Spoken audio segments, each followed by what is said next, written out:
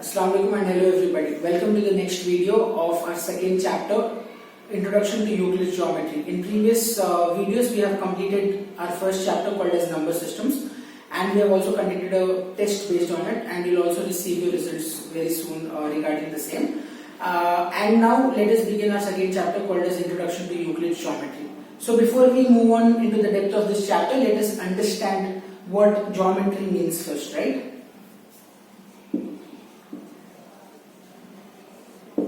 So geometry word comes from Greek language, and it gets divided into two words called as geo and metron. Now the meaning of the word geo in Greek language, it is geo, in English it means earth, and metron is a Greek word and in English it means measurement.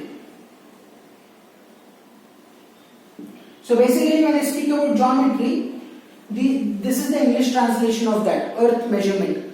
Of course, it is divided into two words, that's why you're getting two words called as earth and measurement. Now what is it actually? So earlier when people wanted to know, scientists and people traveling from one part of the country to another, such big philosophers, they wanted to know what is the exact measurement of earth. They used the study of mathematics called as geometry.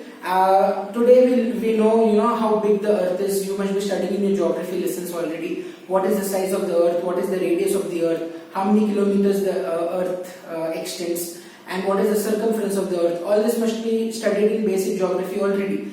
So now that was actually done by making use of a field of mathematics called as geometry. So now today when we have to make anything, the first thing that comes to our mind is measurement. Example, when we give our clothes for stitching, measurements are the most important factor. Without measurement there wouldn't be proper stitching. Now if I want to make this marker, or the company that has made this marker would be very clear about what should be the size of this marker, what should be the size of the cap, what should be the thickness of the nib, and what should be the diameter or the circumference of this marker, how much thickness should be there. And all these are measurements. If I want to construct or if I want to manufacture this board, I want to clearly know what should be the length and breadth of this board. Otherwise, I will not get proper measurement. So measurements play a very, very important role in our life. And without measurements, we wouldn't have anything accurately. Everything would be mismatching. Everything would have, there would be no proper maintenance of anything without measurements. So the field of measurements or the idea of measurements started by measuring the earth first. When people used to travel across the Nile and many other rivers, they should travel by ship. I'm talking about many thousands of years, hundreds of years back. That is the time when they wanted to know what is the distance between one country to another, or one river to another, one continent to the other, and that is how they measured the entire earth. And that was possible because of a field of mathematics called as geometry. Now, why are we calling this geometry as Euclid's geometry? First of all, let us know something about Euclid. Now, Euclid is a very, very famous mathematician, and Euclid is also called as father of geometry. Okay, just like how Charles Babbage is the father of computer, similarly Euclid is the father of geometry. He gave the basic foundation for the entire geometry. He spoke about what are solids and how to measure solids. Example, this board is an example of a solid, and in coming classes we'll be studying different ideas on how surfaces are formed and all of that. So when we speak about geometry, the first mathematician that gave proper foundation for the entire geometry was Euclid, and he was from the country Greece. That's why all the measurements and that we're talking about are in Greek language, or the word geometry itself belongs to Greek language. Therefore, Euclid is considered as the father of geometry because he gave the very foundation for geometry. So now when Euclid started explaining about all of this, he wrote a book, right? He wrote a book and he explained all the fundamentals and all the basic concepts of geometry in that book. Let us now see what that book was called as.